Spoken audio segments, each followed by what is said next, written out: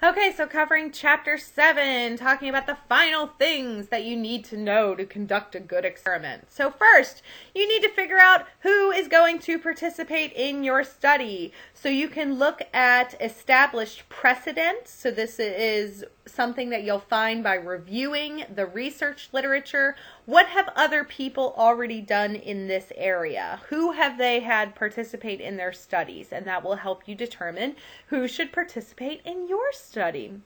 Availability. Who is available to participate? So in this class, we have chosen a convenience sample. So we have sampled undergraduate students because they're there, right? They are willing to participate and it is convenient for us. They are highly available. And then the nature of the problem as well. So whatever your research question is, this will determine what kinds of people are participating in your study. So if you're looking at, women's perceptions of males in positions of authority, you will want women to participate in your study, right? Because that is the nature of the problem. You're looking at women's perceptions, not males' perceptions. So that will help you determine who participates.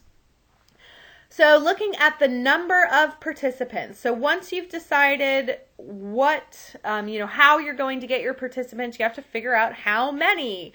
So you might take into account issues of finances. So if you're going to pay people to participate in your study, you need to figure out how much money you have to be able to do that. How much time do you have to devote to data collection? If you are testing people individually for a study, this is going to take a lot more time than if you can have 30 people participate at one time. And then additionally, how easy is it going to be for you to find these people? How available is it? Power. Okay, so statistical power. This is basically the number of participants that you test or that you include in your study is related to something called the power of the statistical analyses that we'll be doing in the results section of your paper. So power is this probability that the statistical analyses or the statistical test will be significant. So that means that your experimental hypothesis is accepted when it is true.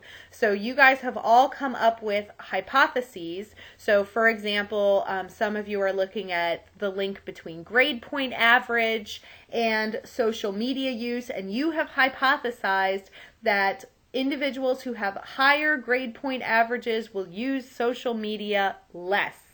So assuming that that is true, power is the ability to find evidence to support that hypothesis.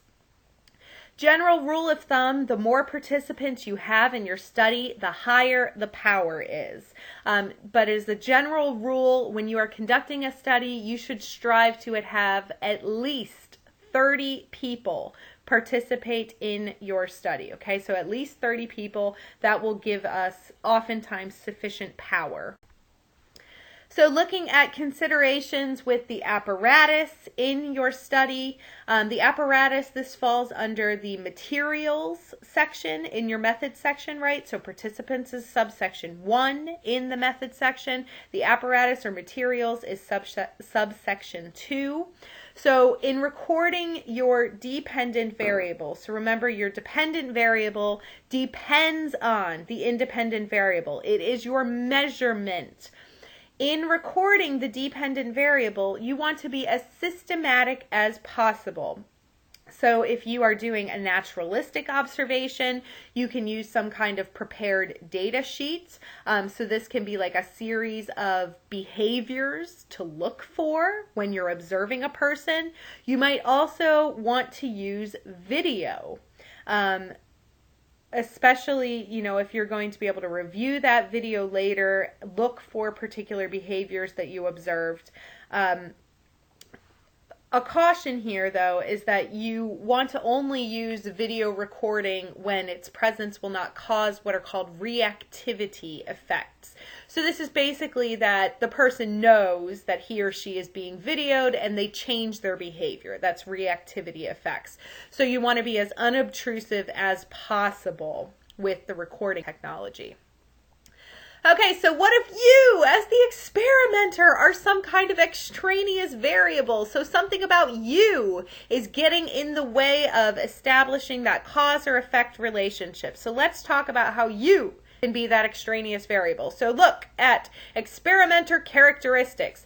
So you might have some physiological characteristics, things like your age, your sex, your race, that can have an influence on how participants respond. So let's say that you are examining women's perceptions of men who are in positions of authority, and you yourself are a woman, and you are the one administering these questions to this group of women. They might feel more comfortable answering honestly compared to if you had, let's say, a man who was administering those. So something about you can influence their responses. Psychological as well. So characteristics such as hostility, anxiety, introversion, extroversion can influence participants' responses. So if you as the experimenter are super, super bubbly and super, super friendly as you are, running participants for your experiment, this might bring about certain behaviors from individuals in your study compared to, maybe if you were a little bit more subdued, if you were a little bit more quiet. Experimenter expectancies can also be extraneous variables, and these are basically some kind of expectation that causes the experimenter to behave towards participants in a way that what they want, the response that the experimenter is expecting, is more likely to be shown from participants. So we call this the Rosenthal effect, where the experimenter has some kind of preconceived idea about how individuals in a study should behave, how they should respond, and this influences how participants are treated and also how participants behave in the study. So how can you control these extraneous variables? So looking at these physiological and psychological effects, there are a number of ways that you can go about doing that here. So first, using standardized methods. So standardization, having something like a script that you read from, having a careful discussion with individuals about things like how they should dress during a particular study, what they should look like, what their general demeanor should be. All of those things can help kind of control for these experimenter effects as much as possible. So you might even have like a manual that you read from so that every single person who participates in your study gets the same kind of treatment. You can also try to control these experimenter effects by replicating them with a different experimenter, okay? So if you can find the same results with somebody else doing your study, this gives us some indication that these experimenter effects, things about you, are less likely to be a factor in influencing the overall results here. And you'll be able to find out about these experimenter effects by reading the research literature, by understanding what other people have already done, what other people have already found, and how that can influence your particular study. Experimenter expectancies, trying to control these particular things. You, as an experimenter, should give the same instructions, so very carefully prepared instructions, so that the way that you present the instructions doesn't influence the participants' responses. Any instructions about scoring responses should be as objective and concrete as possible, and you, as the experimenter, should have outlined these standards prior to even starting with the data collection. There are other things you can do here in the interest of standardizing or trying to control these experimenter effects. You might choose to record your instructions so that there is no room for error here. Everyone gets exactly the same instructions presented in the same vocal tone. You might print out the instructions, or you could have the instructions displayed via computer. And all of these things will standardize to make sure that every single person gets exactly the same kind of treatment. So to control experimenter effects, there are a couple of different things that you can do as well. You can conduct what are called single blind experiments. So with single blind, half of the people participating. So if we look at the experimenter as one side of participation in an experiment and the participants as the other side of participation in an experiment, half of the people, so the experimenter only in this case, so single blind, one side is blind, one side has no knowledge about which group of participants is in the control condition, which group of participants is in the experimental condition. So this is important to control those experimenter effects. If you as the experimenter don't know, let's say that, you're testing an antidepressant, and you as the experimenter don't know which group of participants is receiving the antidepressant and which group of participants is not receiving the antidepressant, if you have no knowledge of that, you'll behave towards both groups of people the same way. You won't, if you knew which group of participants is receiving the antidepressant, maybe you'll start, behaving towards them in such a way where you would expect their depressive symptoms to lessen more quickly than you would with the control group, the group who's not receiving the antidepressant. Okay, so if we look at things about participant perception, so things participants are perceiving about the experiment that can function as these extraneous variables. We can look at things that are called demand characteristics. So demand characteristics are features of the experiment. So features of the experiment itself that lead participants to respond in a particular manner. So for example, participants sometimes figure out the hypothesis in the study, right? They figure out what you're studying. And then they try to basically give you the response that they think you're looking for, okay? So they start to behave in a way that supports your particular research hypothesis. Trying to control these demand characteristics, we can try to conduct experiments where both the experimenter and the participants aren't aware of the treatment. Okay, so this is called a double blind experiment. So remember, in a single blind experiment, only half of the research sides know what's going on, right? Only the participants are aware.